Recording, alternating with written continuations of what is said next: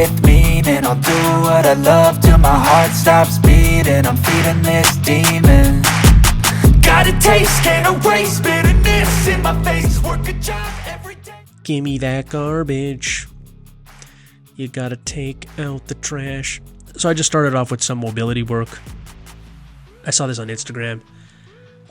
It's my first time ever doing it, so like I'm probably not doing it correctly. I'm not getting as much of a stretch in the hamstring as I wanted to, but it's definitely helping with hip mobility, ankle mobility, and it just gets your body moving. It's the perfect thing to do for a lower body warm-up.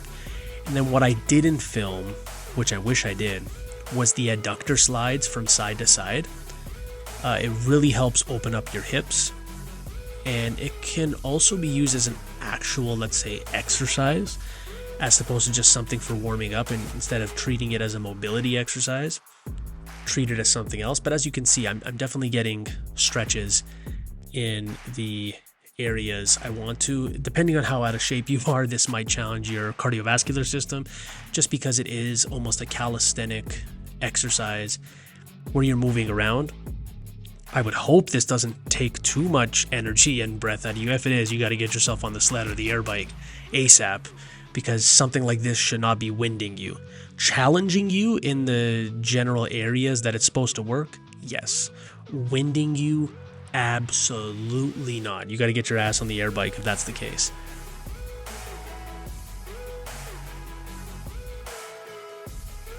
I got these from a guy named, what was his name? Judd Leinhard. He does a lot of weird, wacky stuff, and not a lot of it I agree with, but if you're looking for something different and looking for something to challenge your body in a different way, I think his channel's one to look at. He does do normal stuff too, but a lot of it is wacky just to show something different, and that's how social media is going to be. The different people are going to get the most amount of clicks. But everyone can take value from everyone. So then sumo deadlifts, what I do, I set a 10-minute timer, and I try and do as many sets of banded sumo deadlifts as I can. So you got 275, and I'm going to make a video on the beginner's guide to sumo deadlifts, because there's a lot of mistakes that I made, a lot of mistakes that just people make in general when it comes to sumo deadlifting. And you can even see in my videos when I'm remembering those cues and when I'm not. So I'm trying to rest as little as possible. I'm trying to get as many sets in, as many doubles in as I can get into that 10-minute timer. And I did 16 sets total. Next week I'm going to go up in weight, and I'm either going to have two goals. I'm either going to try and get the 16 sets with more weight, or I'm even going to try and go a bit crazy and get the same amount of sets. But I'm thinking next week, I think I'm going to pair it with some other exercises as well. Stay tuned for that. Zercher squats. Just 2 sets of them. 275 pounds. I'm really getting into my groove when it comes to free Zercher squats. I feel like I like a narrower stance. That way I can drop low as opposed to having a wider stance. And the most challenging part to me on a Zercher squat, and it's going to be your arms, but directly your core. So a front squat, your core, when you're a beginner anyway, when you're new to the exercise, when you're using enough weight, it's either going to highlight your legs or your core. So my core is where I feel it the most. It's where it sucks the most. But that doesn't mean it's bad leg exercise by any means. It still smokes the heck out of my glutes, the heck out of my core, and my hamstrings feel a little bit sore at the end of it. It's not like they're the main movers, but they're definitely getting work from stabilization point of view. Then did some glute ham raises. Now these are going to smoke your hamstrings. A key thing here is I've realized my glute ham, it's almost like a Nordic and a glute ham raise combined, because if you notice, when I'm at the finished position, that's how you would look with a Nordic curl. That's not how your knees would be much lower on the glute ham raise. So I actually feel like my glute ham raise is actually the best of both worlds, and maybe that's why I feel like glute ham raises are pretty good and not that far behind Nordics, but I'd say maybe someone with an actual glute ham raise machine where there's no pad and just the little, I don't know, semicircle pad where your knees can go well below it. Maybe that's why people say Nordics are so much better for your hamstrings than the classic glute ham raises. Maybe. It's just a thought.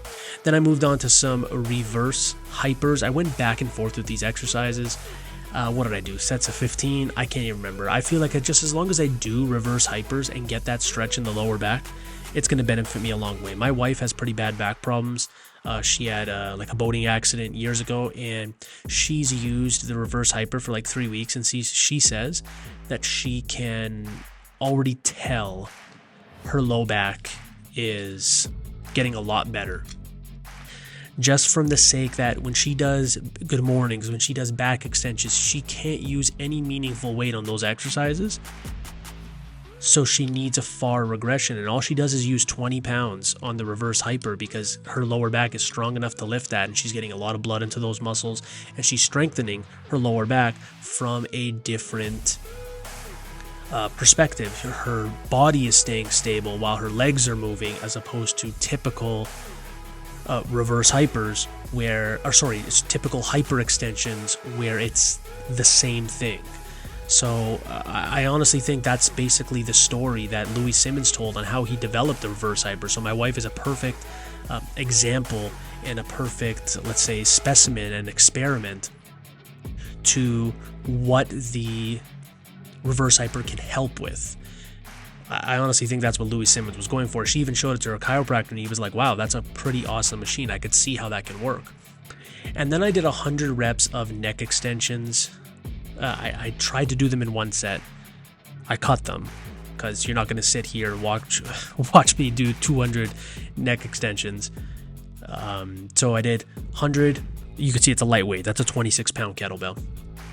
26 pounds, 100 reps on the neck extension, and then 25 pounds on the neck flexion.